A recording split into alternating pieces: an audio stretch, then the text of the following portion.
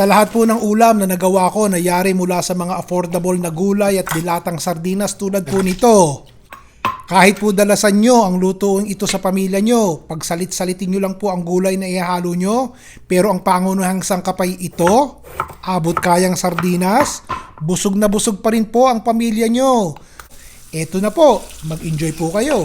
O tuloy-tuloy lang po kayo din sa ating cooking session today mga kaibigan. Hello po sa mga suki natin at welcome dun sa mga bagong sumusubaybay. Bawang at sibuyas po nauna, tapos sunod nyo po ng kamatis, pero ang maigi, ang unahin nyo yung sarili nyo. Ligisin nyo po yung kamatis. Doon po sa mga hindi pa nabubulyawan, pasensya na po isa lang kalaban. Pero ilagay nyo po kung taga saan kayo dito sa comment section at pag nabasa ko isang malakas na bulyaw ang maririnig nyo. O pag lerot-lerot na po yung kamatis sunod nyo na po yung talong. Katulad po ng naparod nyo kanina sa umpisa ng cooking video, salitan nyo po ng ibang gulay tulad ng ampalaya o kaya na may okra. Itong ulam na ito, kung ano po mura sa palengke, yun ang gamitin nyo. O takpan po natin at hayaan natin kumulo sandali. Isang itlog.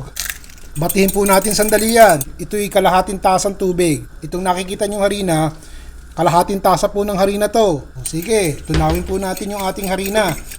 So, ganyan po. Ang ginamit ko pong sardinas yung bang nasa bote na merong olive oil, may kaanghangan ng konti. Pero kung wala po kayo nun, yung regular sardinas na lang. Andahan na po nating iprito. Huwag po kayong magmadali. At masyadong malambot yung sardinas, madudurog. O tignan nyo, pagkatapos ng ilang minuto, buong-buo na siya. Hindi na po siya dumidikit. Ibabaliktad ko.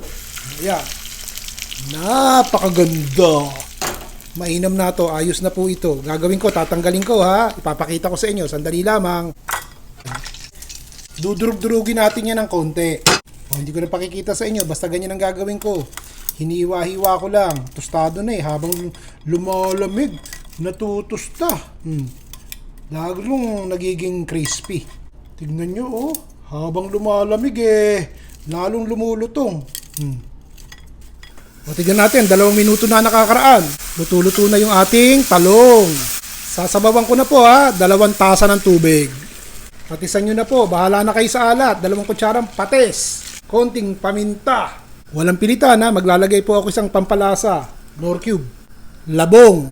Ang labong pong nabibili din ay luto na. Ang ginagawa ko na lang po ay hinuhugasan ko ng malamig na tubig ng ilang ulit para mawala po yung konting parang amoy panghi ang dating Kaya madalas hinuhugasan ko. Sa bagay, ito namang nabili ko wala naman pong ganong amoy. Pero kadalasan yung ipo'y meron.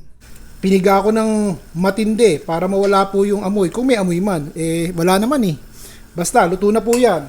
Kung kayo magluluto ng labong, pakuluan nyo muna, ilaga nyo muna bago nyo isama dito sa ating niluluto. Takpan po natin. O, 2 minuto. Na po natin tong ating pechay.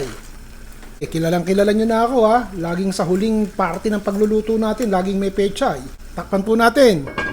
1 minuto lang Ilalagyan natin to ng miswa Para lang matunaw yung miswa. Mga 30 seconds lang Bago patayin ng apoy, tsaka natin ilalagay itong ating tostadong sardinas. Yan. Minsan talagang naiisip ko, mahirap talagang gumawa ng mga bagong ulam araw-araw. Alam nyo ba kung saan ko nakukuha ang inspirasyon at motivation? Sa mga isinusulat nyo po dito, kung anong palagay nyo sa mga ulam na ibinabahagi ko sa inyo. So wag po kayong magsasawa. Ayos? O sa susunod po ulit, sasarapan natin at simple lamang. Si Ron Bilaro po.